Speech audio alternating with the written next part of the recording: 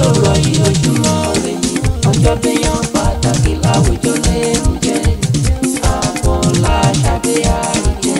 it's your birthday today ojúmọ́ rẹ̀ ni. Afolashade Arike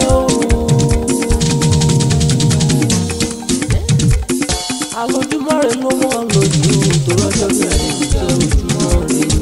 Happy birthday bóyá ẹ bá mi kí happy birthday Afolashade Arike happy birthday ọlọ́jọ́ ìbò ni mo ké sí ẹ happy birthday to you happy birthday ìsìsà rẹ ló rà mọ́ kí ọ dáadáa happy birthday ìfẹ́ mi ló rà mọ́ kí ọ sẹ́ happy birthday ó ní àbúrò mi happy birthday àbúrò mi ẹ̀jẹ̀ mi happy birthday Afolashade Arike happy birthday ó ní happy birthday to you happy birthday lọ́nà lódùmarè wá pẹ́ láyé happy birthday ọmọ wọn ní Ìbàdàn nílé Olúyọ̀lé happy birthday àwọn ọmọ ojú ìfẹ́ fún wọn ta gidi gan happy birthday lórí ibú tí wọn ò ṣe fọwọ́ rán happy birthday ẹ ti rí Afolashade sí happy birthday ẹwà yìí pọ̀ ó tún gara gidi gan happy birthday sista Afolashade happy birthday ọlá Olódùmarè ò ní rí kú ọmọ happy birthday ó ti ṣọdún èyí wá ṣàmọ́ happy birthday Afolashade o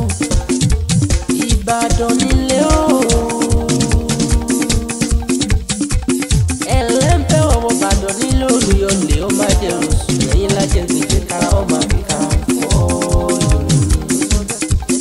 ẹ̀yìn lákọ́ sásá mọ́mọ́ sá àgbẹ̀ àmọ́yà Ìbàdàn mọ́jà rajà lẹ́fọ̀gùn kára wájú lẹ́rọ ìlú Àjàyí ìlú Ọ̀yọ́ ìlú Ìbíkúnlé ológbòjò ẹlẹ́ẹ̀lẹ́ lómi tẹ́ ó tọmọ láyé kó fún gbàṣẹjẹrí má bójú bàbá tó bí ọlọ́mọ